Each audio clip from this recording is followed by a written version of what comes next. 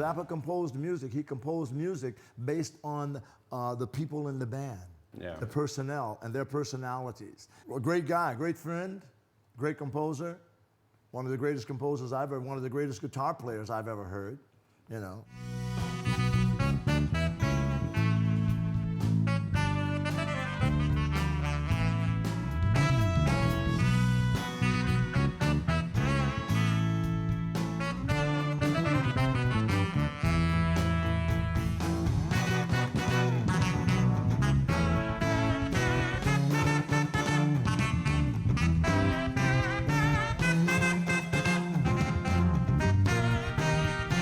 In the band, he was kind of just learning to play guitar, and he used to hire really good guitar players to be in the band because he couldn't play that well at that time.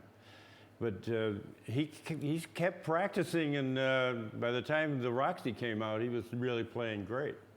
When I joined the band, he blew my mind. I said, wow. Because when I met him, I didn't know who he was or nothing. And I even asked him, you know, do you play an instrument? And he says, yeah. I said, well, what do you play? He says, guitar. I said, really?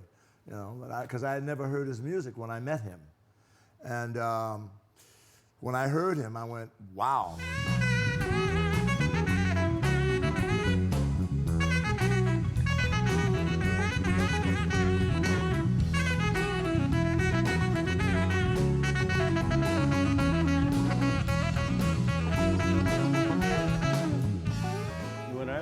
Starting out in the band, three of the musicians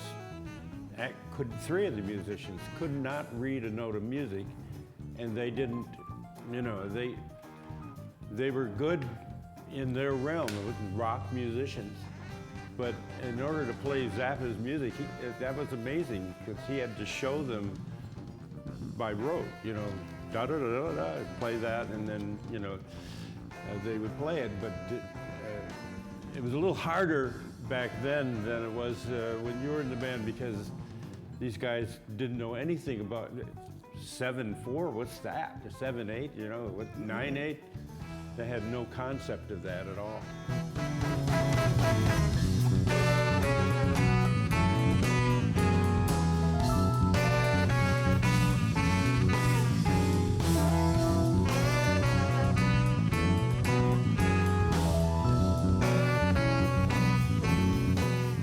I watched his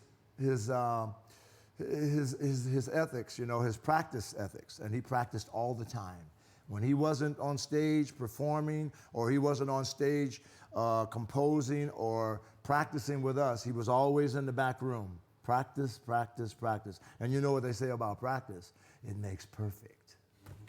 You go over and over and over again, and next thing you know, it's perfect.